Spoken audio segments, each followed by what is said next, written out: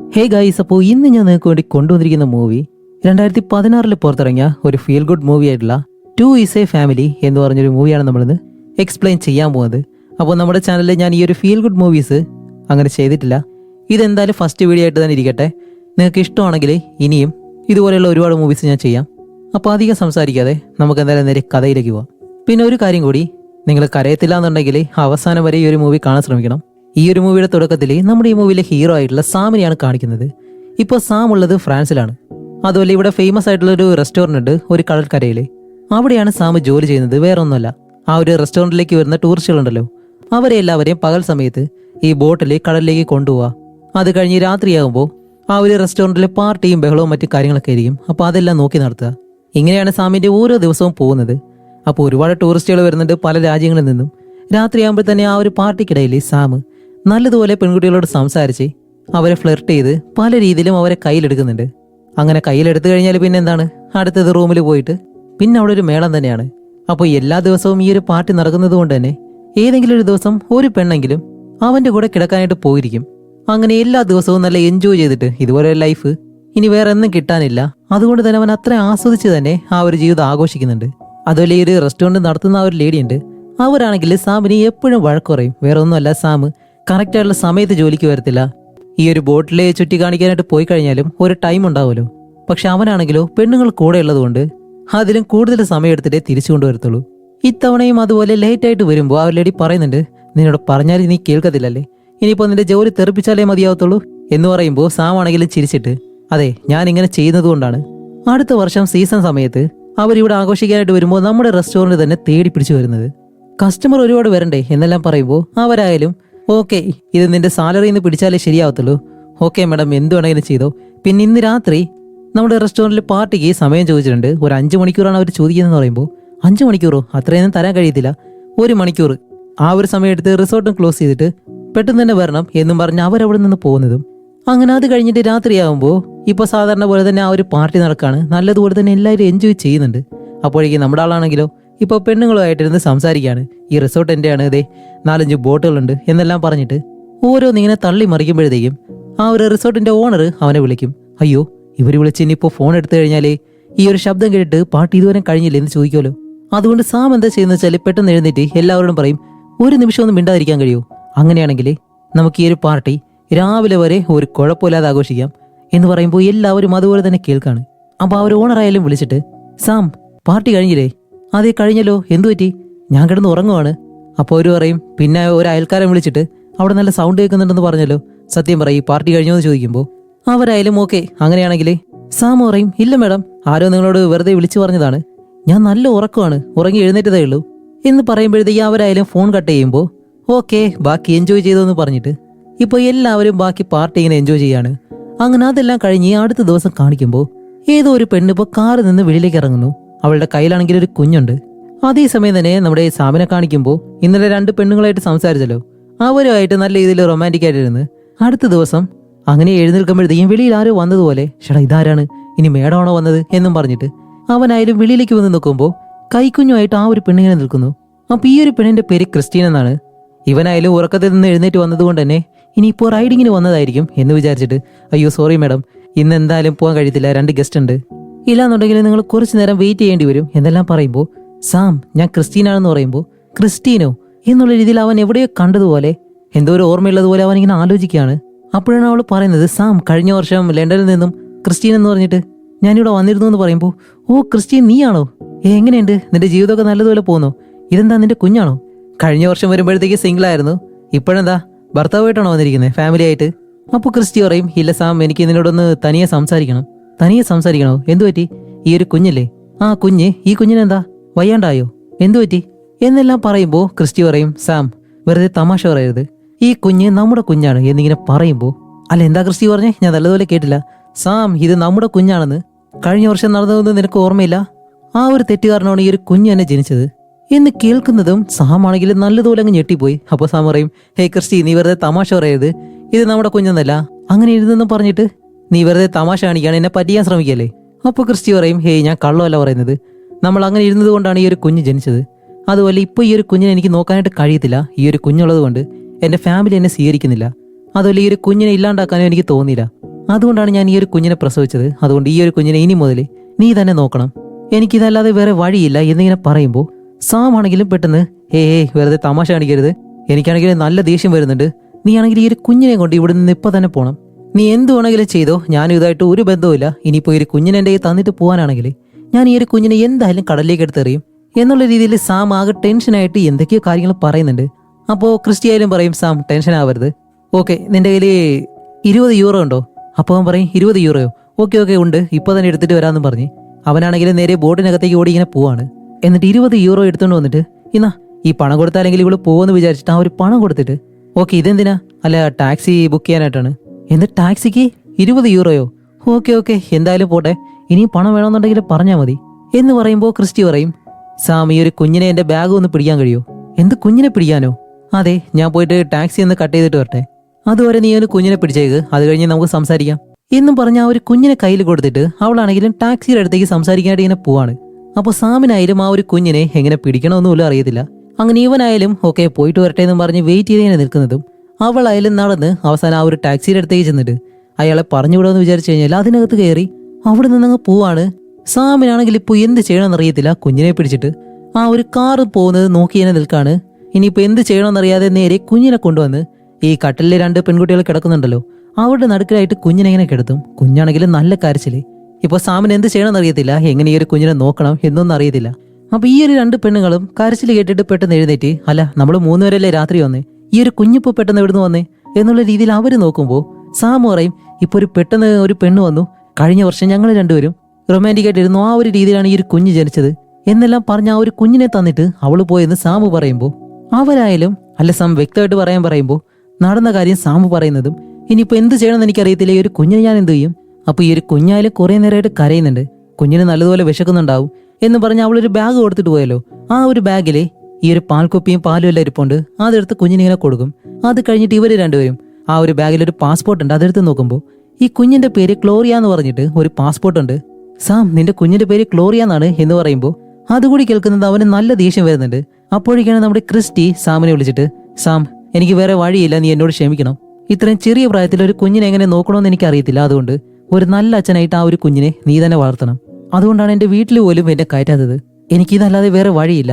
അപ്പൊ സാം ആയാലും ക്രിസ്റ്റി ഇത് കേൾക്ക്, എനിക്ക് ഈ ഒരു കുഞ്ഞിനെ എങ്ങനെ നോക്കണമെന്ന് പോലും അറിയത്തില്ല, ഞാൻ ഈ ഒരു റിസോർട്ടിൽ വെച്ചിട്ട് കുഞ്ഞിനെ എങ്ങനെ നോക്കാനാണ് എന്ന് ചോദിക്കുമ്പോൾ ക്രിസ്റ്റി പറയും, ഇല്ല സാം എനിക്കും അത് അറിയത്തില്ല, നീ എന്തെങ്കിലും ചെയ്തേ പറ്റൂ, എനിക്ക് ഫ്ലൈറ്റിന് സമയമായി, ഞാൻ പോയിട്ട് വരാമെന്ന് പറഞ്ഞ് അവളായാലും കോൾ അങ്ങ് കട്ട് ചെയ്യുകയും ചെയ്യുന്നു.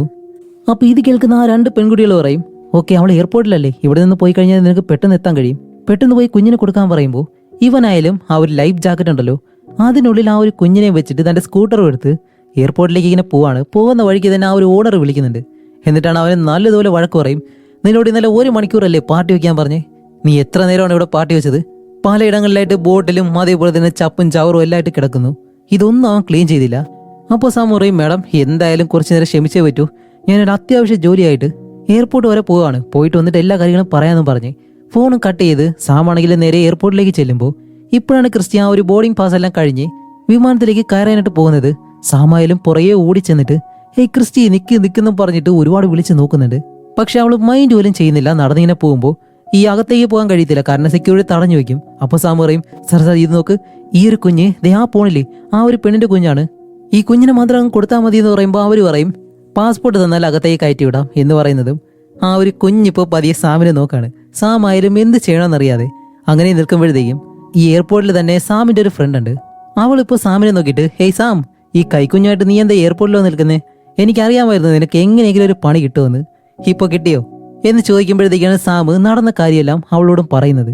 അപ്പോൾ ആ ഒരു ഫ്രണ്ട് ആരും ചോദിക്കുന്നുണ്ട്, ഓക്കെ അവളുടെ ഫേസ്ബുക്ക് അക്കൗണ്ട് ഉണ്ടോ ചോദിക്കുമ്പോൾ ഓക്കെ ഉണ്ടെന്നും പറഞ്ഞിട്ട് അതിങ്ങനെ കാണിക്കുമ്പോഴത്തേക്കും അവൾ ജോലി ചെയ്യുന്നത് എവിടെയാണെന്ന് നമുക്ക് കണ്ടുപിടിക്കാം എന്നും പറഞ്ഞ് അവൾ ജോലി ചെയ്യുന്ന ഒരു സ്ഥലത്തിന്റെ ഫോട്ടോ ഉണ്ട്, അത് വെച്ച് ആ ഒരു കമ്പനി അവൻ പറഞ്ഞു കൊടുക്കുന്നതും ഇപ്പൊ ആ ഒരു ഫ്രണ്ട് പറയും, ശരി അങ്ങനെയാണെങ്കിൽ നീ ലണ്ടനിലേക്ക് പോയിട്ട് അവൾക്ക് ആ ഒരു കുഞ്ഞിനെ കൊടുത്ത് തിരിച്ചു പോവാ, ഫ്ലൈറ്റ് ടിക്കറ്റ് എല്ലാം ഞാൻ റെഡിയാക്കി തരാമെന്ന് പറയുമ്പോൾ സാമായാലും ഓക്കെ പോവാന്നും പറഞ്ഞിട്ട് ഉടനെ തന്നെ ആ ഒരു കുഞ്ഞിനെയും കൊണ്ട് ഫ്ലൈറ്റും പിടിച്ച് ലണ്ടനിലേക്ക് ചെല്ലാണ്. അവിടെ എയർപോർട്ടിലേക്ക് ഇറങ്ങിയിട്ടാണ് ഒരാളോട് അവൾ ജോലി ചെയ്യുന്ന കമ്പനി എവിടെയാണെന്ന് ആ ഒരു വഴി ചോദിക്കാനായിട്ട് ശ്രമിക്കുമ്പോൾ സത്യം പറയാലോ അവൻ ഇംഗ്ലീഷ് അറിയത്തില്ല, അവന് ഫ്രഞ്ച് മാത്രമേ അറിയത്തുള്ളൂ. ഇപ്പൊ ഇവനായാലും എന്ത് ചെയ്യണമെന്ന് അറിയത്തില്ല. അവിടെയുള്ള ഒരു മാപ്പ് എടുത്ത് വെച്ചിട്ട് അതിലിങ്ങനെ നോക്കാണ്. കുഞ്ഞിനെ ആണെങ്കിൽ ആ ഒരു എസ്കലേറ്ററിൽ വെച്ചിട്ടുണ്ട്, കുഞ്ഞാണെങ്കിൽ നല്ല കരച്ചില്. അങ്ങനെ നോക്കിക്കൊണ്ട് നിൽക്കുമ്പോഴത്തേക്കാണ് ഒരു ഫ്രഞ്ചിൽ ഒരുത്തൻ ആരെയോ വഴക്ക് പറഞ്ഞോണ്ടിങ്ങനെ പോകുന്നു ഫോണില്. ഏയ് ഇതാരാണ് ദൈവത്തിന് തുല്യമായിട്ട് എന്റെ പൊന്നു മോനെ രക്ഷപ്പെട്ടു എന്നും പറഞ്ഞിട്ട് നേരെ അയാളുടെ അടുത്തേക്ക് ചെന്ന് അയാൾ എസ്കലേറ്റർ വഴി മുകളിലേക്ക് കയറിപ്പോവാണ്. സാർ പ്ലീസ് എനിക്കൊരു സഹായം ചെയ്യാൻ കഴിയോ? ഒരു കുഞ്ഞിനെ ഒരാളുടെ അടുത്ത് ഏൽപ്പിക്കണം. അവിടേക്കുള്ള വഴിയൊന്ന് പറഞ്ഞു തരുമോ എന്ന് ചോദിക്കുമ്പോൾ എന്ത് കുഞ്ഞോ നീ എന്തായി പറയുന്നത് ചോദിക്കുമ്പോഴത്തേക്കാണ് ഇവൻ നോക്കുമ്പോൾ ഇവൻ ആ ഒരു എസ്കലേറ്റർ വഴി മുകളിലേക്ക് കയറിപ്പോയിരുന്നു. കുഞ്ഞിപ്പോ താഴെയാണ് ഇരിക്കുന്നത്. കുഞ്ഞാണെങ്കിൽ നല്ല കരച്ചില്. അയ്യോ ഞാൻ വിട്ടിട്ട് വന്നെന്നും പറഞ്ഞ് പെട്ടെന്ന് അവിടുന്ന് താഴേക്ക് ഇറങ്ങാൻ ശ്രമിക്കുന്നു. മറ്റേ വഴിയൂടെ താഴെ ഇറങ്ങാൻ ശ്രമിക്കുന്നു. നടക്കുന്നില്ല. പോടാ നിന്റെയൊക്കെ ഒരു എസ്കലേറ്റർ എന്നും പറഞ്ഞ് പെട്ടെന്ന് തന്നെ അതിന്റെ മുകളിലൂടെ തെന്നി താഴേക്ക് ഇറങ്ങാണ്. എന്നിട്ട് അവിടെ നിന്ന് ചാടി ഇങ്ങനെ വന്നിട്ട് എന്തായാലും തന്റെ കുഞ്ഞാണല്ലോ കരയുന്നത് കാണുമ്പോഴത്തേക്കും ചെറിയൊരു വിഷമം ഓടി വന്ന് അതിനെ എടുത്തിട്ട് കരയണ്ട അച്ഛൻ വന്നു ഇനി ഒരിക്കലും കരയരുത് എന്നെല്ലാം പറയുന്ന സമയത്താണ് ഇവിടെ മുകളിൽ ഫോണിൽ സംസാരിച്ചില്ല ഒരുത്തൻ. അവനാണെങ്കിൽ ഇതെല്ലാം കണ്ട് പെട്ടെന്ന് കൈയടിക്കാണ് നമ്മുടെ സാം. ഈ ഒരു ചാടിയതെല്ലാം കണ്ടിട്ട് വേറൊന്നുമല്ല, അവനൊരു സ്റ്റണ്ട് മാനെ ആവശ്യമുണ്ട്. കൂടാതെ ഇവൻ ചെയ്യുന്നത് ഒരു വെബ് സീരീസ് ആണ്. അതിലാണെങ്കിൽ ഡെയിലി ഒരു സ്റ്റണ്ട് മാനെ എന്തായാലും വേണം. അതുപോലെ ഇവന് ഇപ്പോൾ ആവശ്യമായതുകൊണ്ട് തന്നെ നമ്മുടെ സാമിനോട് പറയും, ഓക്കെ സാം ഇത് കേൾക്ക്, എനിക്കൊരു സ്റ്റണ്ട് മാനെ ആവശ്യമാണ്, ഒരു വെബ് സീരീസ് ആണ്, നിനക്കതിൽ എൻ്റെ കൂടൊപ്പം വരാൻ കഴിയുമെന്ന് ചോദിക്കുമ്പോൾ സാമായാലും ഞാൻ ഇന്നലെ മുതലേ ഈ ഒരു കുഞ്ഞിനെ കൊണ്ട് ഫ്രാൻസിൽ നിന്നും ഇവിടേക്ക് വന്ന് ഈ കുഞ്ഞിനെയും കൊണ്ട് അലഞ്ഞിരിഞ്ഞ് നടക്കുന്നു.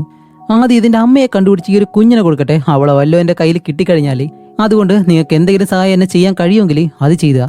ഇപ്പൊ എന്തായാലും സമയമില്ല എന്ന് പറയുമ്പോൾ അയ്യോ സാം ഇത് ഇപ്പോഴല്ല, അതെ ഈ ഒരു കാർഡ് വെച്ചോ, നിങ്ങൾക്ക് എപ്പോഴെങ്കിലും എന്റെ കമ്പനിയിൽ ജോയിൻ ചെയ്യാൻ താല്പര്യം ഉണ്ടെങ്കിൽ വിളിച്ചാൽ മതി എന്നും പറഞ്ഞിട്ട് ആ ഒരാൾ അവിടെ നിന്ന് പോകുന്നതും ഇപ്പോൾ സാമായാലും ക്രിസ്ത്യൻ ജോലി ചെയ്ത് ആ ഒരു റെസ്റ്റോറൻറ്റിലേക്ക് വന്നിട്ട് ഇവിടെ ക്രിസ്റ്റീൻ എന്ന് പറഞ്ഞൊരു പെണ്ണ് ജോലി ചെയ്തിട്ടുണ്ടോ എന്ന് ചോദിക്കുമ്പോൾ അങ്ങനെ ഒരു പെണ്ണ് അവിടെ ജോലി ചെയ്തിട്ടില്ല എന്നാണ് അവർ പറയുന്നത്. ഓക്കെ, അപ്പൊ അവനായാലും ഫേസ്ബുക്കിലെ ആ ഒരു ഫോട്ടോയിലും എടുത്ത് കാണിക്കുന്നുണ്ട്. എന്നിരുന്നാലും അവരറിയത്തില്ല എന്ന് തന്നെ പറയും. ഒരുപക്ഷെ അറിഞ്ഞു വെച്ചുകൊണ്ട് അവരറിയത്തില്ല എന്ന് പറയുന്നതായിരിക്കാം. സാമിന് അത് മനസ്സിലായി. അപ്പോൾ സാം പറയും, ഓക്കെ എന്തായാലും എനിക്കൊരു ബിയറുതാ, എത്രയായെന്നും പറഞ്ഞിട്ട് പണം എടുക്കാനായിട്ട് അവന്റെ പേഴ്സ് ഇങ്ങനെ നോക്കുമ്പോഴത്തേക്കാണ് പേഴ്സ് കാണാനില്ല. അയ്യോ ഇതെവിടെ പോയി എന്നുള്ള രീതിയിൽ നോക്കുമ്പോഴത്തേക്കാണ് ആ ഒരു എസ്കലേറ്ററിന്റെ അടുത്തായിട്ട് അവൻ ആ ഒരു കുഞ്ഞിനെ വെച്ചിരുന്നല്ലോ അവിടെയായിരുന്നു ആ ഒരു പണം അടങ്ങിയ പേഴ്സ് വെച്ചിരുന്നത്. അങ്ങനെ അതേ സ്പീഡിൽ തന്നെ വീണ്ടും ആ ഒരു എസ്കലേറ്ററിന്റെ അടുത്തേക്ക് വന്നിട്ട് അവിടെ നോക്കുമ്പോഴത്തേക്കും പേഴ്സ് അവിടെ ഉണ്ട്. പക്ഷെ തുറന്നു നോക്കുമ്പോൾ ഒരൊറ്റ പണം പോലും ഇല്ല. അത് അടിച്ചുകൊണ്ട് പോയി. നല്ല ആളുകളാണ്. എന്നിട്ട് നേരെ കുഞ്ഞിനെ നോക്കിയിട്ട് ഇനി എന്ത് ചെയ്യും എന്നിങ്ങനെ നോക്കുമ്പോൾ ആ ഒരു കുഞ്ഞായാലും നിർത്താതെ കരയുന്നു. വിശന്നിട്ടായിരിക്കാം. അവന്റെ കയ്യിൽ ഇപ്പോൾ എന്തെങ്കിലും വാങ്ങിക്കൊടുക്കാനായിട്ടാണെങ്കിലും പണമില്ലല്ലോ. അപ്പൊ ആ ഒരു ഓണറിനെ വിളിച്ചിട്ട്, മാം ഞാൻ ഇതുപോലെ ലണ്ടനിലാണുള്ളത്, എന്റെ പണമാണെങ്കിൽ ഒരാൾ മോഷ്ടിച്ചുകൊണ്ട് പോയി, ഇപ്പോൾ എന്തെങ്കിലും വാങ്ങി കഴിക്കാൻ പോലും പണമില്ല, പണം ഉണ്ടെങ്കിൽ കുറച്ച് അയച്ചു തരുമെന്ന് ചോദിക്കുമ്പോൾ ബാക്കിയെല്ലാം ഞാൻ അവിടെ വന്നിട്ട് പറയാം എന്നെല്ലാം പറയുമ്പോഴത്തേക്കും ആ ഒരു ഓണർ ഉണ്ടല്ലോ അവരായാലും ഇത്തവണ നല്ലതുപോലെ ദേഷ്യപ്പെട്ടിട്ട് ഇന്നലെ 1 മണിക്കൂർ പാർട്ടി നടത്താൻ പറഞ്ഞിട്ട് നീ രാവിലെ വരെ പാർട്ടി നടത്തി, അയൽക്കാരെല്ലാം കംപ്ലൈന്റ് ചെയ്തിട്ടുണ്ട്, ഒരളവ് വരെ നിന്നെ ക്ഷമിക്കത്തുള്ളൂ, എന്തായാലും നിന്നെ ജോലി ചെയ്തത് ഞാൻ പിരിച്ചു വിട്ടേക്കുന്നു, നീ ഇപ്പോൾ ലണ്ടനിലല്ലോ ഉള്ളത്, അവിടെ തന്നെ നിന്നോ എന്ന് പറഞ്ഞിട്ട് അവര് ഫോൺ കട്ട് ചെയ്യുന്നതും ഇപ്പോ ഇനി എന്തായാലും അവരെ വിളിച്ചിട്ട് ഒരു കാര്യമില്ല എന്ന് സാമിന് മനസ്സിലായി.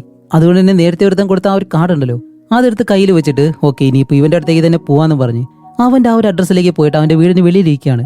രാത്രിയാകുമ്പോഴത്തേക്കും അവൻ വരുന്നു. അവന്റെ പേര് ബെർണി എന്നാണ്. അപ്പോൾ അവൻ വന്നിട്ട് ഇതാടാ എന്റെ വീടിന് മുറ്റത്തിരിക്കുന്നത് എന്നും പറഞ്ഞ് അടുത്തേക്ക് ചെന്ന് നോക്കുമ്പോൾ നമ്മുടെ സാമൻ കുഞ്ഞാണ്. അതുമല്ല ഇവനെ കാണുമ്പോൾ തന്നെ അവനെയും ഒരു വല്ലാത്ത അവസ്ഥയായിപ്പോയി. അതുമല്ല ഒരു കുഞ്ഞിനെ കാണിക്കുമ്പോൾ തന്നെ പാവം വിശന്നിട്ട് കിടന്ന് ഉറങ്ങിപ്പോയി. അങ്ങനെ അത് കഴിഞ്ഞ് കാണിക്കുമ്പോഴത്തേക്കും ഇപ്പൊ അടുത്ത ദിവസം നമ്മുടെ ബേണിയാണ് ഇവരെ രണ്ടുപേരെയും അവന്റെ വീട്ടില് നോക്കുന്നത്. അതുകൊണ്ട് തന്നെ നമ്മുടെ സാമിനും കുഞ്ഞിനും ഒരു കുഴപ്പമില്ല, നല്ല ഹാപ്പിയാണ്. അതുമല്ല ബേണി പറഞ്ഞതുപോലെ തന്നെ നമ്മുടെ സാമിനെ ഒരു സ്റ്റണ്ട്മാൻ ആക്കിയിട്ട് അവൻ ലണ്ടനിൽ തന്നെ ഇപ്പൊ കഴിയാണ്. അങ്ങനെ വർഷങ്ങൾ കഴിഞ്ഞു പോകുമ്പോൾ ഇപ്പോൾ നമ്മുടെ സാമിന്റെ മകളായിട്ടുള്ള ക്ലോറി ആണെങ്കിലും നല്ലതുപോലെ തന്നെ വളർന്ന് അവൾക്കിപ്പോൾ ഏകദേശം 8 വയസ്സായി. അച്ഛനും മകളും നല്ല ഹാപ്പി ആയിട്ട് ഡാൻസ് എല്ലാം കളിച്ച് ഓരോ ദിവസവും നല്ല എൻജോയ് ചെയ്ത് തന്നെയാണ് ജീവിക്കുന്നത്. അങ്ങനെ അത് കഴിഞ്ഞ് കാണിക്കുമ്പോഴത്തേക്കാണ് ഇപ്പൊ നമ്മുടെ സാം ആണെങ്കിൽ മറ്റൊരു പെണ്ണിനോടൊപ്പം കാറിൽ ഇങ്ങനെ പോയിക്കൊണ്ടിരിക്കുന്നു. അങ്ങനെ പോകുമ്പോൾ അവള് പറയും, ഓക്കെ നമുക്ക് നൈറ്റ് മീറ്റ് ചെയ്താലോ എന്ന് ചോദിക്കുമ്പോൾ ഇല്ല എനിക്ക് സമയമില്ല, എന്റെ മകള് ഇതൊന്നും അറിഞ്ഞിട്ടില്ല എന്ന് പറയുമ്പോൾ അവന്റെ മകൾ അറിയാതെയാണ് അവൻ മറ്റൊരു പെണ്ണുമായിട്ട് റിലേഷൻഷിപ്പിലുള്ളത്.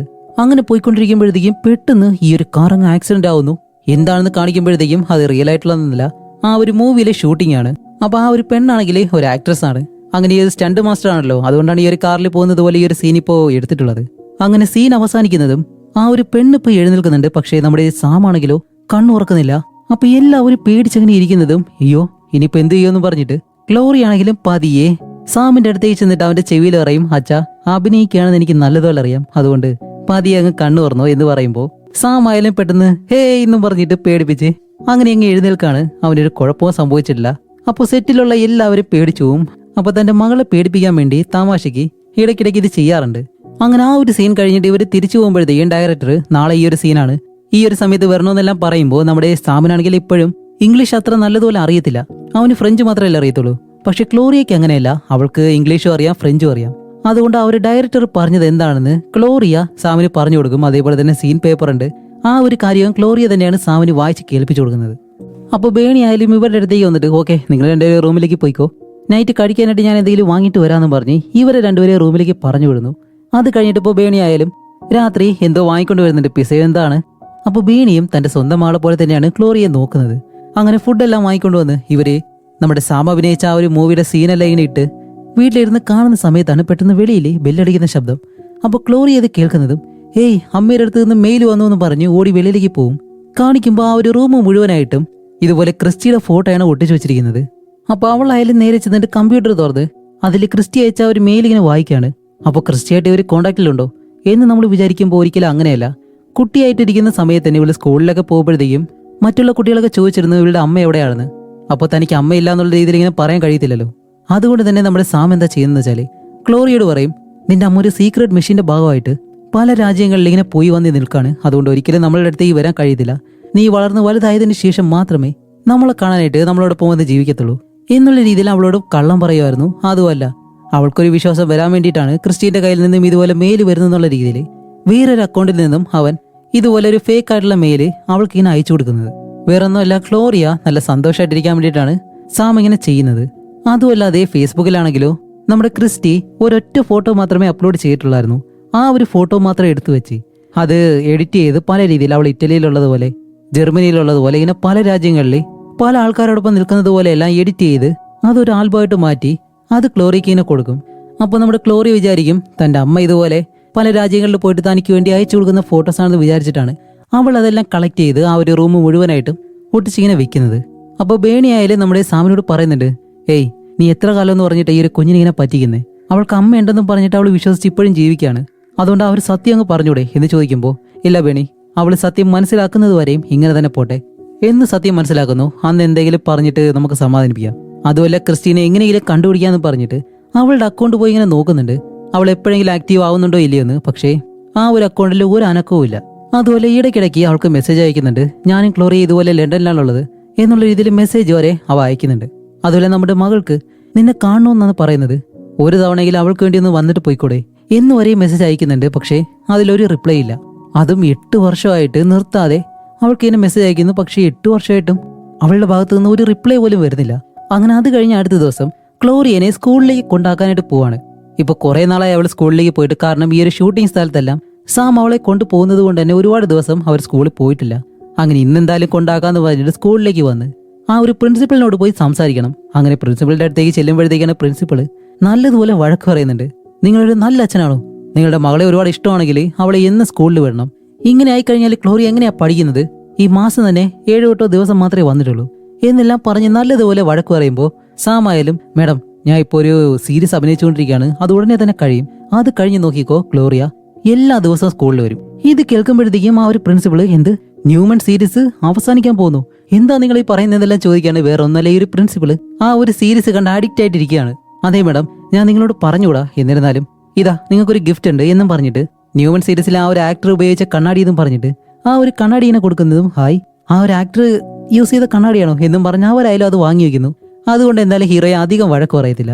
എന്നിട്ടാണ് സാമിനോട് പറയുന്നത് ഓക്കെ ഇനി എന്തായാലും ഇതുപോലെയൊന്നും സംഭവിക്കരുത്, ക്ലോറിയ എല്ലാ ദിവസവും സ്കൂളിൽ വേണം, അല്ല ചോദിക്കുന്നത് കൊണ്ടോ എന്ന് തോന്നരുത്.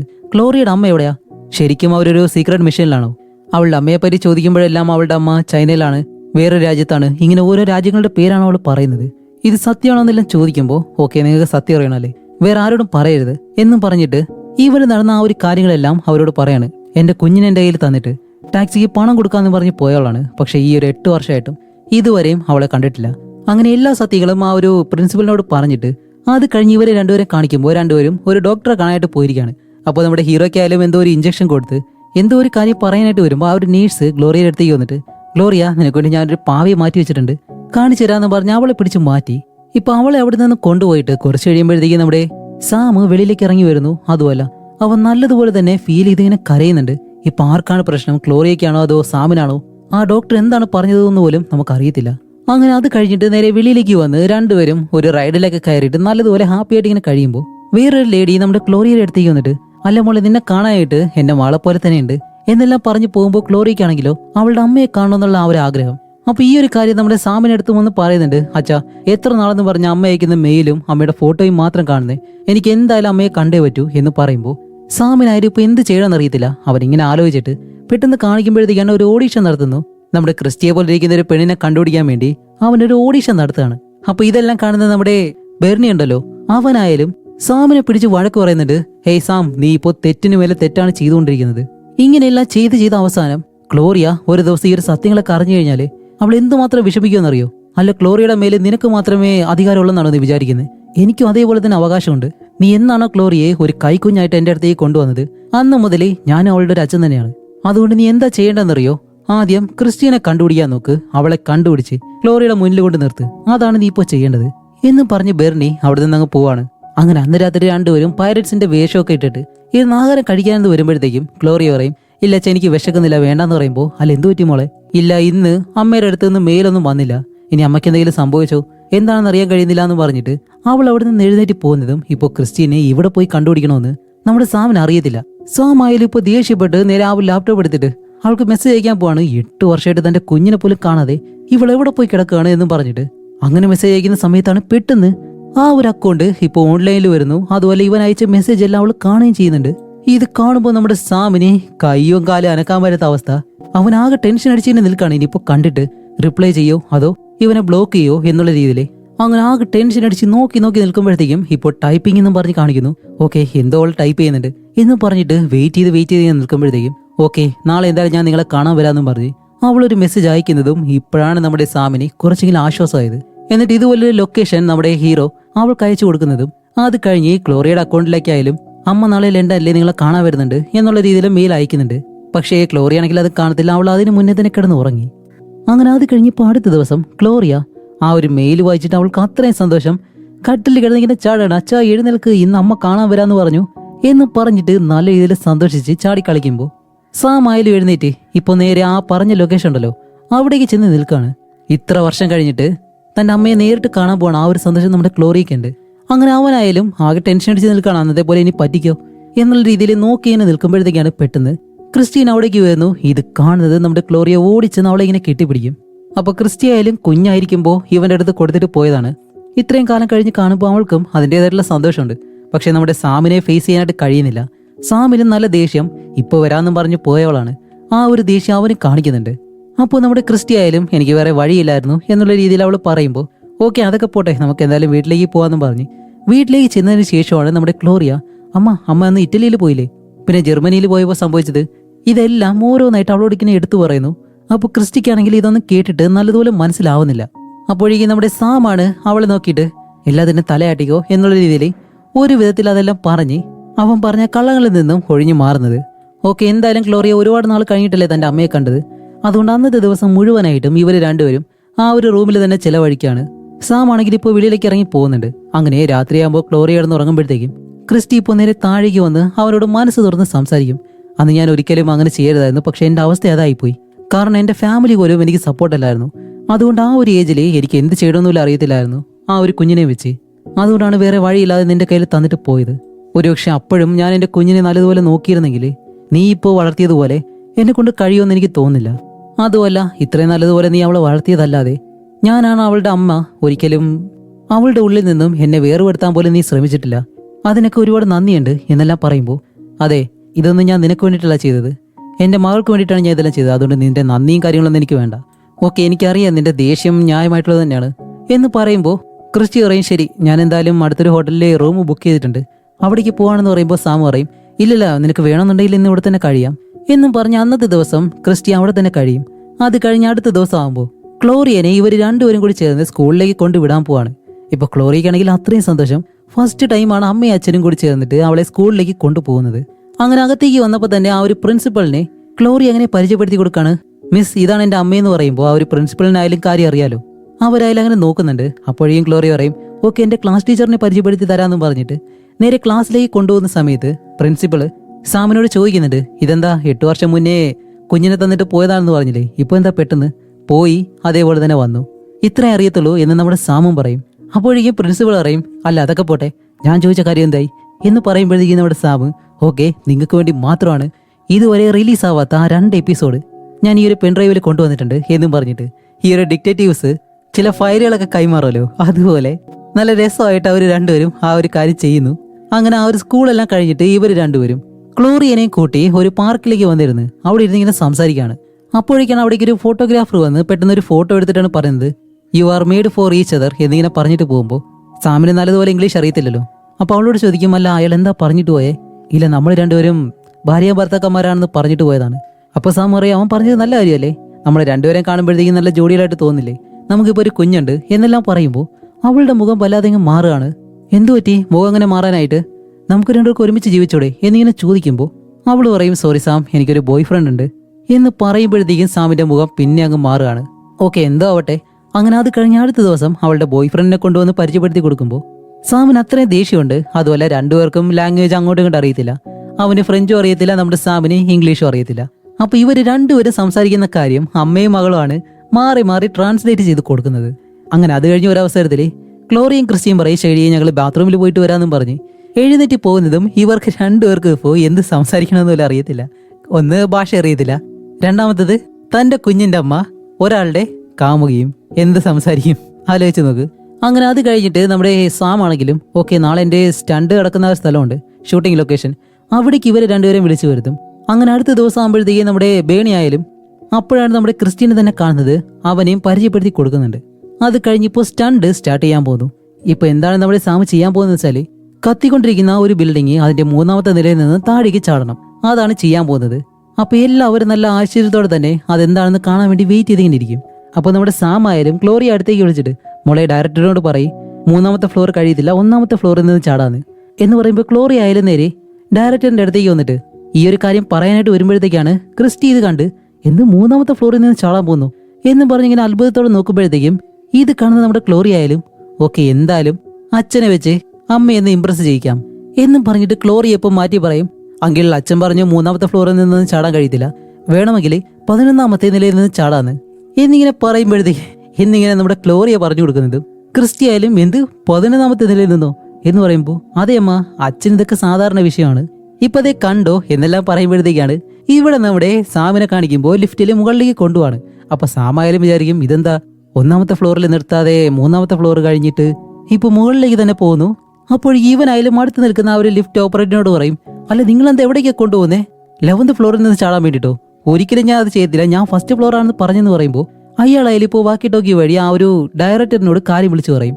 അപ്പോഴേക്കാണ് ആ ഒരു ഡയറക്ടർ ഗ്ലോറിയയുടെ അടുത്തേക്ക് വന്നിട്ട് അവളോട് പറയും, മോളെ ഗ്ലോറിയ, നിന്റെ അച്ഛൻ പറഞ്ഞത് 1ാമത്തെ ഫ്ലോർ എന്നല്ലേ, നീ പിന്നെ എന്തിനാ 11th ഫ്ലോർ എന്നൊക്കെ പറഞ്ഞേ, നീ എന്തെല്ലാം തമാശയായിട്ടാണ് എടുക്കുന്നത് എന്നെല്ലാം ചോദിച്ചിട്ട് വഴക്ക് പറയുമ്പോൾ ഇത് കണ്ട നമ്മുടെ സാമിനാണെങ്കിൽ, ഏയ് എന്റെ മകളെ ഒന്നും വഴക്ക് പറയത്, നിങ്ങൾക്ക് ഇപ്പൊ എന്താ വേണ്ടേ, 11ാമത്തെ നിലയിൽ നിന്ന് ചാടണം, ഞാൻ ചാടാം എന്നും പറഞ്ഞിട്ട് അതിന്റെ മുകളിൽ നിന്ന് നേരെ താഴേക്കെടുത്തൊരു ഒറ്റ ചാട്ടം. അങ്ങനെ അത് കഴിഞ്ഞിട്ട് ഇപ്പൊ സീൻ എന്തായാലും നല്ലതുപോലെ എടുത്തു കാണിക്കുമ്പോൾ നമ്മുടെ സാം അനക്കില്ലാതെ കിടക്കുന്നു. എല്ലാവരും ഇത് കണ്ട് പേടിച്ചിട്ട് ഓടി സാമിന്റെ അടുത്തേക്ക് ചെല്ലുകയാണ്.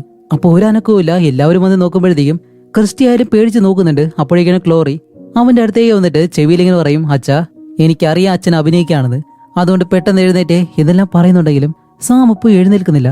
അപ്പൊ ക്ലോറി ആയാലും പെട്ടെന്ന് പേടിച്ച് അനങ്ങാതെ ഇങ്ങനെ ഇരിക്കുമ്പോഴത്തേക്കാണ് സാം, ഏയ് എന്ത് പേടിച്ചു പോയോ എന്നും പറഞ്ഞ് കണ്ണു തുറക്കുന്നതും അതും അവൻ വെറുതെ അഭിനയിച്ചതാണ്, കാണുന്ന എന്നെ കൂടി പേടിപ്പിച്ചു കളഞ്ഞു.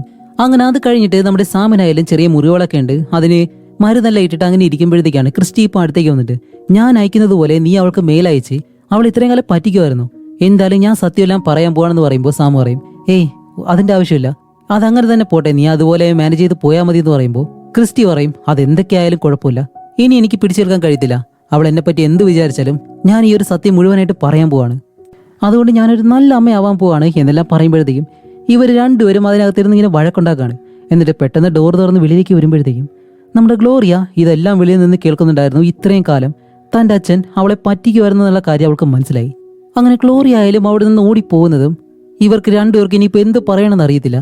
അങ്ങനെ അത് കഴിഞ്ഞ് ഇവർ വീട്ടിലേക്ക് പോവാണ്. തിരിച്ചു പോകുമ്പോഴത്തേക്കും നമ്മുടെ ക്രിസ്റ്റിയും അവളുടെ ബോയ് ഫ്രണ്ടും ഇറങ്ങേണ്ട ആ ഒരു സ്ഥലം വന്നു. അപ്പോൾ ആ ഒരു ബോയ് ഫ്രണ്ട് കാറിൽ നിന്ന് ഇറങ്ങുമ്പോഴത്തേക്കും ഗ്ലോറിയ ക്രിസ്റ്റിയോട് പറയും, അമ്മേ ഞാനും കൂടെ വന്നിട്ടെ, എന്നെ കൂടി കൊണ്ടുപോകുമെന്ന് ചോദിക്കുമ്പോൾ സാമിന് ഇപ്പോൾ എന്താണെന്ന് മനസ്സിലാവുന്നില്ല. സാം ആയാലും ഗ്ലോറിയ എന്തായാലും നീ അവരോടൊപ്പം പോകണ്ട, വെറുതെ അവിടെ പോയിട്ട് അവരെ ശല്യപ്പെടുത്തണ്ട, നമുക്ക് നാളെ പോവാന്ന് പറയുമ്പോൾ ഗ്ലോറിയ പറയും, അച്ഛൻ എന്നോട് ഒന്നും മിണ്ടരുത്, അമ്മ എന്നെ കൂടി അമ്മയുടെ കൂടെ കൊണ്ടുപോവോ എന്നും പറഞ്ഞിട്ട് ഗ്ലോറിയ ആയാലും പെട്ടെന്ന് ഇറങ്ങി അവളുടെ അമ്മയോടൊപ്പം തന്നെ പോവാണ്. ഇത് കാണുന്ന സാമിന്റെ കണ്ണ് നല്ലതുപോലെ നിറയുന്നുണ്ട്. അപ്പോൾ ബേണിയാണ് സാമിനെ സമാധാനപ്പെടുത്തുന്നത്. അത് കഴിഞ്ഞ് വീട്ടിലേക്ക് വരുമ്പോൾ തന്നെ ബേണി പറയുന്നുണ്ട്, സാം, അവളൊരു ചെറിയ കുട്ടിയല്ലേ, അതെന്തായാലും നീ വലിയ കാര്യമാക്കണ്ട, 1-2 ദിവസമല്ലേ, അതെല്ലാം കഴിഞ്ഞിട്ട് അവളങ്ങ് തിരിച്ചു വന്നോളും, ഇതൊക്കെ ഇത്ര വലിയ കാര്യമാക്കേണ്ട ആവശ്യം എന്താ എന്നെല്ലാം പറഞ്ഞ് സാമിനെ സമാധാനിപ്പിക്കുമ്പോൾ സാമായാലും പറയുന്നുണ്ട്, ഇല്ല ബേണി, എനിക്ക് അറിയത്തില്ല, ഒരു ദിവസം പോലും അവളെ പിരിഞ്ഞ് ഞാൻ ഇരുന്നിട്ടില്ല, ഇന്ന് ഉറക്കം വരുമെന്ന് പോലും എനിക്കറിയത്തില്ല. ഏയ് എന്താ സാം ഇത്, ഒരു ദിവസമല്ലേ, ഇതൊക്കെ ഇത്ര സീരിയസ് ആയിട്ട് എടുക്കണോ, ബാ നമുക്ക് എന്തായാലും പോയിട്ട് ബിയർ കഴിക്കാമെന്നും പറഞ്ഞ് ടെറസിന്റെ മുകളിലേക്ക് പോയിട്ട് ബിയർ എല്ലാം കഴിച്ച് രണ്ടുപേരും അങ്ങനെ കിടക്കാണ്. ഇപ്പൊ ബേണി ആയാലും നല്ലതുപോലെ കുടിച്ച് അവൻ കിടന്ന് നല്ല ഉറക്കം. പക്ഷെ സാമിനാണെങ്കിലോ ഉറക്കം വരുന്നില്ല. ക്ലോറിയെ പറ്റി തന്നെ ആലോചിച്ച് ഇപ്പോൾ അടുത്ത ദിവസം ആകുമ്പോഴും അവളെ പറ്റി തന്നെ ഇങ്ങനെ നോക്കിക്കൊണ്ടിരിക്കുകയാണ്. ഇപ്പൊ പേടി എന്താണെന്ന് വെച്ചാല് ക്ലോറിയ ഇത്രയും നാളും അമ്മ അമ്മ എന്ന് പറഞ്ഞ് നടന്ന് പെട്ടെന്ന് അമ്മയെ കണ്ടപ്പോൾ ഇനിയിപ്പോ ജീവിതകാലം മുഴുവനായിട്ടും അമ്മയോടൊപ്പം തന്നെയാണോ കഴിയാൻ പോകുന്നത്, തന്നെ വിട്ടു പോകുന്നുള്ള ആ ഒരു പേടിയാണ് നമ്മുടെ സാമിനെ. അതേസമയം ഇവിടെ ക്രിസ്റ്റീനെ കാണിക്കുമ്പോഴത്തേക്കും ക്രിസ്റ്റീൻ ക്ലോറിയെ നല്ല ഹാപ്പി ആയിട്ട് ഇപ്പോൾ പാർക്കിൽ പോകുന്നു, ബീച്ചിൽ പോകുന്നു, ഇങ്ങനെ പലയിടങ്ങളിലായിട്ട് അവർ ചുറ്റി നടന്ന് നല്ലതുപോലെ എൻജോയ് ചെയ്യുന്നുണ്ട്. ഇവിടെ നമ്മുടെ സാമാണെങ്കിലോ ക്ലോറിയെ കാണാൻ കഴിയാതെ വീട്ടിൽ നിന്നും വെളിയിൽ പോലും പോവാതെ വീടിനകത്ത് തന്നെ ഇരിക്കുകയാണ്. ഇവിടെ അമ്മയും മകളും ഒരു ദിവസം മുഴുവനായിട്ടും നല്ല ഹാപ്പി ആയിട്ട് പോകുന്നുണ്ട്. അതുപോലെ നമ്മുടെ ക്രിസ്റ്റീന്റെ മൈൻഡിലാണെന്ന് തോന്നുന്നുണ്ട്, ഇതുപോലൊരു എക്സ്പീരിയൻസ് അവൾക്ക് ഇതുവരെയും കിട്ടിയിട്ടില്ല. അതുകൊണ്ട് തന്റെ മകളെ വിട്ട് ഇനി ഒരിക്കലും പോയിക്കൂടാ എന്നുള്ള രീതിയിൽ അവളുടെ മനസ്സിലിങ്ങനെ ചിന്തിക്കുന്നുണ്ട്. ഇവിടെ സാമിനാണെങ്കിലോ ക്ലോറിയെ കാണാതെ ഒരു ദിവസം പോലും കഴിയുന്നില്ല. അവന് ഉറക്കവും വരുന്നില്ല. എന്ത് ചെയ്യണമെന്നറിയാതെ അന്നത്തെ ദിവസം എങ്ങനെ കഴിഞ്ഞിട്ട് അടുത്ത ദിവസം നമ്മുടെ ക്രിസ്റ്റി താമസിക്കുന്ന ആ ഒരു ഹോട്ടലിലേക്ക് ചെന്ന്, അല്ല എന്റെ മകളോടെ, അവൾ എന്നെ നിന്ന് പിരിക്കാൻ വേണ്ടിയിട്ടാണോ നീ ശ്രമിക്കുന്നത്? 8 വർഷമായിട്ട് അവളുടെ അടുത്ത് നിന്നും ഒരു ദിവസം പോലും ഞാൻ മാറി നിന്നിട്ടില്ല. ഇന്നലെ വന്ന നീ ഇപ്പൊ എന്റെ മകളുടെ മനസ്സും മാറ്റി എന്നെ നിന്ന് തട്ടിയെടുക്കാൻ ശ്രമിക്കല്ലേ എന്നെല്ലാം പറഞ്ഞിങ്ങനെ ദേഷ്യപ്പെട്ട് സംസാരിക്കുമ്പോൾ ക്രിസ്റ്റി പറയും, ഏയ് എന്റെ മനസ്സിൽ അങ്ങനെയൊരു ചിന്തയില്ല. പക്ഷെ നിനക്ക് എന്ത് അവകാശമുണ്ടോ അതേ അവകാശം തന്നെ എനിക്കുമുണ്ട്. കാരണം അതെന്റെ കൂടി മകളാണ്. 8 വർഷമായിട്ട് നീ നോക്കി, അതൊക്കെ നല്ല കാര്യം തന്നെയാണ്. പക്ഷെ ഇനി മുതൽ അവളെ ഞാൻ നോക്കിക്കോളാം.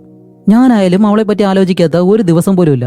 കുട്ടിയായിരിക്കുമ്പോൾ അവളോടൊപ്പം എനിക്ക് കഴിയാൻ പറ്റാത്ത ആ ഒരു കാര്യങ്ങളെല്ലാം ഇനി ഞാൻ എന്തായാലും അവളോടൊപ്പം അനുഭവിക്കാൻ പോവാണ്. അതുകൊണ്ട് അവളോടൊപ്പം ഇനി മുതൽ ഞാൻ കഴിയാൻ പോവാണെന്ന് പറയുമ്പോൾ എന്ത്, അവളെ പറ്റി വിചാരിക്കാത്ത നാളില്ലെന്നോ? അല്ല, അങ്ങനെയായിരുന്നെങ്കിൽ അവളെ കാണാനായിട്ട് വരാഞ്ഞെന്താ? എന്നിട്ടിപ്പോൾ 8 വർഷത്തിന് ശേഷം വീണ്ടും വന്നിട്ട് എന്റെ മകളെ എനിക്ക് അത്ര ഇഷ്ടമാണ്, അവളുടെ അവകാശം എനിക്ക് വേണം എന്നെല്ലാം പറഞ്ഞു കഴിഞ്ഞാൽ അതുകൊണ്ട് എന്റെ മകള് എന്നോടൊപ്പം തന്നെ ആയിരിക്കും ഉണ്ടായിരിക്കുന്നത് എന്നും പറഞ്ഞ് സാം ഗ്ലോറി എടുക്കാനായിട്ട് പോകാനായിട്ട് വരുമ്പോഴത്തേക്കാണ് അവൾ പറയുന്നത്, ഓക്കെ, മകൾ ആരോടൊപ്പം ജീവിക്കണം എന്ന് കോടതി തീരുമാനിക്കട്ടെ എന്ന് നമ്മുടെ ക്രിസ്റ്റി അങ്ങ് പെട്ടെന്ന് പറയാണ്.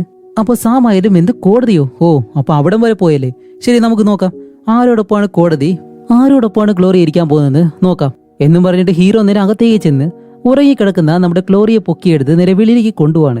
അങ്ങനെ കാറിൽ പോകുമ്പോഴത്തേക്കാണ് നമ്മൾ വിചാരിക്കുന്നു ക്ലോറിയെ നല്ല ഉറക്കമാണെന്ന്. പക്ഷെ അവളാണെങ്കിലോ ഇപ്പൊ പതിയെ കണ്ണു തുറന്ന് തന്റെ അച്ഛനുമായിട്ട് വീട്ടിൽ പോകുന്ന ആ ഒരു കാര്യം ആലോചിച്ച് അവള് നല്ലതുപോലെ ചിരിക്കുന്നു. അവൾ ഉറങ്ങിയിട്ടൊന്നുമില്ല കുട്ടിക്കള്ളി, കാരണം അവൾക്ക് തന്നെ അറിയാം ആരോടൊപ്പമാണ് ജീവിക്കേണ്ടതെന്ന്.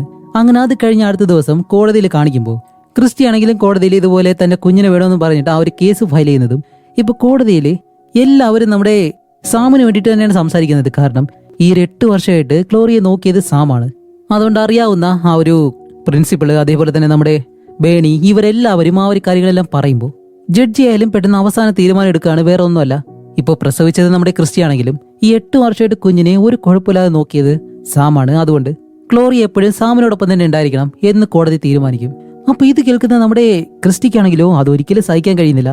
അതുകൊണ്ട് തന്നെ അവൾ അടുത്തൊരു കേസ് ഫയൽ ചെയ്യാണ്. വേറെ ഒന്നുമല്ല, നമ്മുടെ സാമിന്റെ കുഞ്ഞ് തന്നെയാണ് ക്ലോറിയ എന്നുള്ള ആ ഒരു DNA ടെസ്റ്റ് മറ്റു കാര്യങ്ങളൊക്കെ ഉണ്ടല്ലോ, അവൾക്ക് അത്ര ഉറപ്പില്ലാത്ത രീതിയിൽ അങ്ങനെ ഒരു കേസ് കൊടുക്കുമ്പോഴത്തേക്കും അപ്പൊ ഇവർക്ക് ആർക്കൊന്നും മനസ്സിലാവുന്നില്ല. അങ്ങനെ DNA ടെസ്റ്റ് എടുത്ത് നോക്കി ഇപ്പൊ അതിന്റെ റിസൾട്ട് വരുമ്പോഴത്തേക്കാണ് ബേണി സാമിനെ വിളിച്ചൊരു കാര്യം പറയുന്നത്, ഇവിടെയാണ് ഒരു ടെസ്റ്റ്, സത്യത്തിൽ ക്ലോറിയ ഒരിക്കലും സാമിന്റെ കുഞ്ഞല്ല.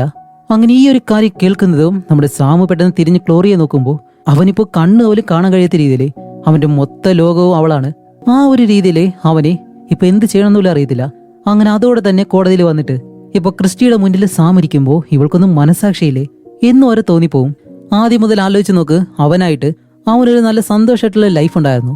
അങ്ങനെ ഇരിക്കുന്ന ഒരാളുടെ അടുത്തേക്ക് ആർക്കോ ജനിച്ചൊരു കുട്ടീനെയും കൊണ്ടുവന്ന് കൊടുത്ത് ഈ ഒരു 8 വർഷം ആ ഒരു കുഞ്ഞിന് വേണ്ടി അവൻ ജീവിച്ച് ഇപ്പൊ അവര് തമ്മിൽ അത്രയും നല്ലൊരു ബോണ്ടായിട്ട് ഇപ്പൊ പെട്ടെന്ന് അത് വേറൊരാളുടെ കുഞ്ഞാണ്, ആ കുഞ്ഞിനെ നമ്മുടെ ക്രിസ്റ്റി തന്നെ കൊണ്ടുപോകുന്നു പറഞ്ഞു കഴിഞ്ഞാൽ അവൻ എങ്ങനെ ഉണ്ടാവും?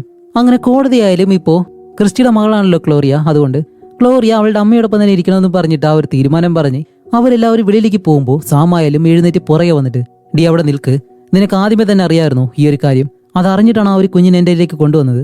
അപ്പോൾ ക്രിസ്റ്റി പറയും, സാം സത്യത്തിൽ നിന്നെ കാണുന്നതിന് മുന്നേ മറ്റൊരു പയ്യനുമായിട്ട് എനിക്കൊരു റിലേഷൻ ഉണ്ടായിരുന്നു, അത് കഴിഞ്ഞാണ് ഞാൻ പ്രഗ്നന്റ് ആയത്, അതുകൊണ്ടാണ് നീയാണെന്ന് വിചാരിച്ച് ആ ഒരു കുഞ്ഞിനെ ഞാൻ നിനക്ക് തന്നത് എന്നും പറഞ്ഞിട്ട് സാധാരണ രീതിയിൽ സംസാരിച്ച് അവൾ അവിടെ നിന്നങ്ങ് പോവാണ്. എങ്ങനെ ഉണ്ടാവും അവന് വരുന്ന ദേഷ്യം?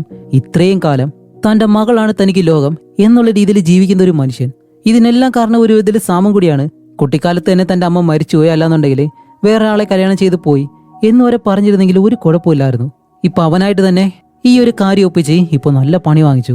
അങ്ങനെ അത് കഴിഞ്ഞിട്ട് ഇപ്പോ ഗ്ലോറിയനെ കൊണ്ടുപോകാനായിട്ട് വരികയാണ്. അപ്പൊ ഗ്ലോറിയക്കായാലും പോകാനായിട്ട് മനസ്സില്ല. അച്ഛാ, ഞാൻ അമ്മയുടെ അടുത്തേക്ക് പോയിട്ട് എന്താ ചെയ്യാൻ? അവിടെ പോയിട്ട് എനിക്കൊന്നും ചെയ്യാനില്ലെന്ന് പറയുമ്പോ സാമു പറയും, ഇല്ല ഗ്ലോറിയ, ഇത്ര വർഷമായിട്ട് നീ എന്നോട് പോലെ ജീവിച്ചേ, ഇനി അമ്മയോടൊപ്പം ജീവിക്ക്. പിന്നെ എന്നെ കാണാതിരിക്കാനൊന്നും കഴിയത്തില്ലല്ലോ. എപ്പോഴായാലും എന്നെ വിളിക്കാം, നിനക്ക് കാണണമെന്ന് തോന്നുമ്പോൾ ഞാൻ അവിടേക്ക് വരും എന്നെല്ലാം പറയാണ്. വേറെ ഒന്നുമല്ല, ക്രിസ്റ്റി ഇപ്പോ ഗ്ലോറിയനെ ഇവിടെ നിന്നും അമേരിക്കയിലേക്ക് കൊണ്ടുപോകാൻ പോവാണ്. അതുമല്ല, ഇപ്പോ ഫ്ലൈറ്റിനാണെങ്കിലും സമയമായി. ആ ഒരു രീതിയിൽ ഇവർ പോകാനായിട്ട് നിൽക്കുമ്പോൾ അവളുടെ സാധനങ്ങളെല്ലാം പാക്ക് ചെയ്ത് ഇവർ വെളിയിലേക്ക് പോവാണ്. പോകുമ്പോഴത്തേക്കും നമ്മുടെ ബേണിക്കായാലും കഴിയുന്നില്ല. കാരണം അവനും തന്റെ സ്വന്തം മകളെ പോലെ തന്നെയാണ് ഗ്ലോറിയ ഇത്രയും നാൾ നോക്കിയിരുന്നത്. അതുപോലെ തന്നെ ബെർണി കരയത്തില്ലാന്നേ ഉള്ളൂ, കണ്ണ് നല്ലതുപോലെ നനയുന്നുണ്ട്. അങ്ങനെ ഗ്ലോറിയ ആയാലും കാറിൽ നിന്ന് അവിടെ നിന്ന് പോകുന്നതും അത്രയും നേരം ഒരു ഇമോഷനും കാണിക്കാത്ത നമ്മുടെ സാം അങ്ങനെ റൂമിനകത്തേക്ക് കയറിയിട്ട് പെട്ടെന്ന് കരയാൻ തുടങ്ങും. സത്യം പറയാലോ, ഈ ഒരു സീൻ കണ്ട് എന്നെ കൊണ്ട് പിടിച്ചിരിക്കാൻ കഴിയുന്നില്ല. അല്ലാന്നുണ്ടെങ്കിലും എന്റെ മനസ്സിൽ ഇത്തിരി ഇമോഷണലായിട്ട് എന്തെങ്കിലും കാര്യങ്ങൾ കണ്ടു കഴിഞ്ഞാൽ പെട്ടെന്ന് ഞാൻ കരയും. അതുപോലെയുള്ള ആളാണ്. അതുകൊണ്ട് തന്നെ എന്നെ കൊണ്ട് കഴിയത്തില്ല. അങ്ങനെ കാറിൽ കയറി ഇരിക്കുമ്പോഴത്തേക്കും ഗ്ലോറിയ അവൾക്കും അവളുടെ അച്ഛനെ പിരിഞ്ഞു പോകാനായിട്ട് കഴിയുന്നില്ല. അപ്പോൾ അവൾ പറയും, അമ്മ ഞാൻ വീട്ടിലൊരു കാര്യം മറന്നു വെച്ചു, അത് പോയി എടുത്തിട്ട് വരട്ടെ എന്ന് പറഞ്ഞ് പെട്ടെന്ന് കാറിൽ നിന്ന് ഇറങ്ങി നമ്മുടെ സാമിന്റെ പുറകെ ചെന്നിട്ട് അവനെ അങ്ങ് കെട്ടിപ്പിടിക്കുകയാണ്. അപ്പോഴേക്കും അവൻ ചോദിക്കും, അല്ല മോളെ നീ പോയില്ലേ? അച്ഛാ, എനിക്ക് അമ്മയോടൊപ്പം പോകാനായിട്ട് താല്പര്യമില്ല, ഞാൻ എന്തായാലും ഇവിടെ നിൽക്കാണ്, എന്നെ അമ്മയോടൊപ്പം പറഞ്ഞു വിടരുത് എന്ന് പറയുമ്പോഴത്തേക്കാണ് നമ്മുടെ സാമിനും വിട്ടുപിരിയാനായിട്ട് താല്പര്യമില്ല. അപ്പൊ എന്ത് ചെയ്യുമെന്ന് ആലോചിച്ചിട്ട് നിൽക്കുമ്പോഴത്തേക്കാണ് നമ്മുടെ ക്രിസ്റ്റി, ഗ്ലോറിയ എത്ര നേരമായിട്ട് തിരിച്ചു വന്നിട്ടില്ല, ഫ്ലൈറ്റിന് സമയമായി, എന്ത് ചെയ്യുമെന്ന് ആലോചിച്ച് നേരെ മുകളിലേക്ക് ഒന്ന് നോക്കുമ്പോൾ ഇവരെ രണ്ടുപേരെയും അവിടെ കാണാനില്ല. എന്താണെന്ന് കാണിക്കുമ്പോഴത്തേക്കാണ് നമ്മുടെ സാമും ഗ്ലോറിയയും ഈ ഒരു ബിൽഡിങ്ങിന്റെ മുകളുണ്ടല്ലോ അതിലൂടെ ഓരോ ബിൽഡിങ്ങും കഴിഞ്ഞ് അങ്ങനെ ഓടി ഓടി പോവാണ്. കാരണം ഈ ഒരു രാജ്യത്ത് നിന്ന് കഴിഞ്ഞാൽ എന്തായാലും ഇവിടുത്തെ നിയമപ്രകാരം ഇവരെ രണ്ടുപേരും പിരിക്കും. അതുകൊണ്ട് ഫ്രാൻസിലേക്ക് തന്നെ തിരിച്ചു പോവാന്ന് പറഞ്ഞിട്ട് രണ്ടുപേരും അവിടെ നിന്ന് ഓടിപ്പോകുമ്പോൾ നമ്മുടെ ക്രിസ്റ്റിയും അതേപോലെ തന്നെ ബേണിയും രണ്ടുപേരും മുകളിലേക്ക് വന്ന് നോക്കുന്നുണ്ട്. ഇവർ ഓടിപ്പോകുന്നത് കാണുമ്പോൾ നമ്മുടെ ബേണിക്ക് അത്രയും സന്തോഷം, അവ ഹാപ്പി ആയിട്ട് അടിപൊളിയാളിയാ, അങ്ങനെ തന്നെ ചെയ്യണമെന്നല്ല ഇങ്ങനെ പറയുന്നുണ്ട്. അപ്പൊ ക്രിസ്റ്റി ആയാലും ബേണിയോട് പറയുന്നുണ്ട്, ബേണി ഇതെന്തായാലും കോടതിയിലേക്ക് ഞാൻ വീണ്ടും പോവും, മര്യാദയ്ക്ക് പറഞ്ഞു, അവർ രണ്ടുപേരും എവിടേക്കാ പോകുന്നത്, ഇത് തട്ടിക്കൊണ്ട് പോകലിന് സമമാണ് എന്നെല്ലാം പറഞ്ഞ് ദേഷ്യപ്പെടുമ്പോഴത്തേക്കാണ് ബേണി, അല്ല കുറച്ചു നേരം ഒന്ന് മിണ്ടായിരിക്കാൻ കഴിയോ, ഇത്രയും നാൾ നീ എവിടെയാ പോയെ, 8 വർഷം കഴിഞ്ഞിട്ട് പെട്ടെന്ന് വന്ന അമ്മയുടെ സ്നേഹമെന്നപ്പോ പറഞ്ഞ് അവരെ രണ്ടുപേരെ പിരിക്കാൻ ശ്രമിക്കുകയാണോ? അത്രയും കുട്ടിയായിരിക്കുന്ന സമയത്ത് തന്നെ ഞങ്ങൾ രണ്ടുപേരും കൂടി അത്രയും സ്നേഹിച്ച് വളർത്തിയ ഞങ്ങളുടെ മകളെ പെട്ടെന്ന് വന്ന് നീ അങ്ങ് കൊണ്ടുപോകാന്നാണോ? ഗ്ലോറിയെ പറ്റി നിനക്ക് ഒന്നും അറിയത്തില്ല, അവളുടെ അവസാന കാലത്തെങ്കിലും അവള് സാമിനോടൊപ്പം കഴിയട്ടെ എന്നിങ്ങനെ പറയുമ്പോഴത്തേക്കാണ്, എന്ത് ഗ്ലോറിയുടെ അവസാന കാലോ, നീ എന്താ ഈ പറയുന്നത് ചോദിക്കുമ്പോഴത്തേക്കാണ്, ഓ നിനക്കറിയത്തില്ലല്ലേ, ഗ്ലോറിയയ്ക്ക് ഇനി 1-2 മാസം മാത്രമേ ജീവിച്ചിരിക്കാൻ കഴിയത്തുള്ളൂ. കാരണം ഒരിക്കലും ചികിത്സിച്ച് മാറ്റാൻ കഴിയാത്ത ഒരു അസുഖം ഗ്ലോറിയയ്ക്കുണ്ട് എന്ന് പറയുമ്പോഴത്തേക്കാണ് അന്ന് ആ ഒരു ഡോക്ടർ നമ്മുടെ സാമിനോടൊരു കാര്യം പറയുമ്പോഴത്തേക്കും സാമ് വെളിയിൽ വന്നിരുന്ന് കരയുമല്ലോ. സത്യത്തിലെ നമ്മുടെ ഗ്ലോറിയയ്ക്ക് ചികിത്സിച്ച് മാറ്റാൻ കഴിയാത്ത ഒരു അസുഖമുണ്ട്. ഈ ഡോക്ടർമാർ എത്ര ശ്രമിച്ചിട്ടും അതിലൊരു റിസൾട്ടും അവർക്ക് കണ്ടുപിടിക്കാൻ കഴിയുന്നില്ല. അതുകൊണ്ടാണ് അന്ന് നമ്മുടെ സാമ് വെളിയിൽ വന്നിരുന്ന് കരയുന്നത് തന്നെ. അങ്ങനെ ഈ ഒരു കാര്യം ഇപ്പോൾ നമ്മുടെ ക്രിസ്റ്റിയോട് പറയുമ്പോഴത്തേക്കും അവൾക്കും കാര്യം മനസ്സിലായി. അത് കഴിഞ്ഞിട്ട് ഇവരെ രണ്ടുപേരെ കാണിക്കുമ്പോൾ നമ്മുടെ സാമു വീണ്ടും തിരിച്ചു വന്നിരിക്കുന്നത് ഫ്രാൻസിലേക്ക് തന്നെയാണ്. അതുമല്ല അവന്റെ ഓണറിന്റെ അടുത്തേക്ക് ചെന്നിട്ട് അവരോടും ഈ ഒരു കാര്യങ്ങളെല്ലാം പറഞ്ഞ് ആ ഒരു റെസ്റ്റോറന്റിൽ ഇവർ ബാക്കി ജീവിതം ഇങ്ങനെ ജീവിക്കുന്നുണ്ട്. അതുമല്ല ഗ്ലോറിയയുടെ എല്ലാ കാര്യങ്ങളും ആ ഒരു ഓണറിനോട് പറഞ്ഞതുകൊണ്ട് അവരും അവളെ നല്ലതുപോലെ തന്നെ നോക്കുന്നുണ്ട്. അതുപോലെ ക്രിസ്റ്റിക്കും അറിയാം എന്തായാലും ഇവർ ഫ്രാൻസിലേക്ക് തന്നെയാണ് തിരിച്ചു പോയിട്ടുള്ളതെന്ന്. അതുകൊണ്ട് അവസാനമായിട്ട് തന്റെ മകളെ കാണാൻ വേണ്ടി ക്രിസ്റ്റിയും ഫ്രാൻസിലേക്ക് വരുന്നു. അതുമല്ല ബേണിയും അവിടേക്ക് തന്നെ വരുന്നുണ്ട്. തന്റെ മകളെ കണ്ടതുകൊണ്ട് അത്രയും സന്തോഷം, അതേപോലെ തന്നെ വിഷമമുണ്ട്. കാരണം ഇനി അധികകാലം ഗ്ലോറിയ ജീവിച്ചിരിക്കാൻ പോകുന്നില്ല. അതുകൊണ്ട് അവളുടെ അവസാന നാളെങ്കിലും ഒരു നല്ല അച്ഛനും അമ്മയായിട്ട് അവളോടൊപ്പം ജീവിച്ചു തീർക്കാം എന്നുള്ള രീതിയിൽ ഇവർ രണ്ടുപേരും അതുപോലെ തന്നെ ഗ്ലോറിയ ആയിട്ട് നല്ലതുപോലെ അവരുടെ ജീവിതം ആഘോഷിക്കുന്നുണ്ട്. സാം, ക്രിസ്റ്റി, ഗ്ലോറിയ, ബേണി ഇവരെല്ലാവരും ആ ഒരു ബീച്ചില് നല്ലതുപോലെ തന്നെ ഓരോ ദിവസവും ഇങ്ങനെ കഴിഞ്ഞു പോകുന്നുണ്ട്. അങ്ങനെ കാണിക്കുമ്പോഴത്തേക്കാണ് പെട്ടെന്ന് നമ്മുടെ സാം ആ ഒരു ബീച്ചിന്റെ സൈഡിൽ വിഷമിച്ചിരിക്കുന്നു. വേറെ ഒന്നുമല്ല, നമ്മുടെ ഗ്ലോറിയ മരിച്ചു. അതുകൊണ്ട് തന്നെ ഇനി നമ്മുടെ സാം ഒറ്റയ്ക്ക് വേണം ജീവിക്കാനായിട്ട്. പക്ഷെ തന്റെ മകള് മരിച്ചാലും അവളുടെ ഓർമ്മ എപ്പോഴും അവന്റെ ഉള്ളിൽ കാണും. ആ ഒരു വിഷമത്തിലിരുന്ന് ആ ഒരു ഓർമ്മകളോടെ തന്നെ ഇനി ജീവിക്കാന്ന് പറഞ്ഞിട്ട് അവൻ അങ്ങനെ നോക്കി ചിരിച്ചിങ്ങനെ ഇരിക്കുകയാണ്. ഇത് പറഞ്ഞു തീരുമ്പോൾ തന്നെ എനിക്കും നല്ലതുപോലെ കരച്ചിൽ വരുന്നുണ്ട്. അതോടെ ഈ ഒരു മൂവിയും ഇവിടെ വെച്ച് അവസാനിക്കുകയാണ്. അപ്പൊ ഒരു ഉത്തരവാദിത്വം ഇല്ലാതെ തന്റെ ലൈഫ് നോക്കി ജീവിച്ചിരുന്ന ഒരുത്തൻ ഒരു കുഞ്ഞിന് വേണ്ടി തന്റെ ജീവിതം തന്നെ മാറ്റിവെച്ച് നല്ലൊരു ജീവിതം ജീവിച്ചു തീർത്തു. അപ്പൊ എങ്ങനെയുണ്ടായിരുന്നു? നിങ്ങളുടെ അഭിപ്രായം എന്തായാലും തീർച്ചയായിട്ടും കമന്റ് ചെയ്യുക. അടുത്തൊരു നല്ല മൂവിയായിട്ട് ഉടനെ തന്നെ വരാം. അതുവരെയും ബൈ.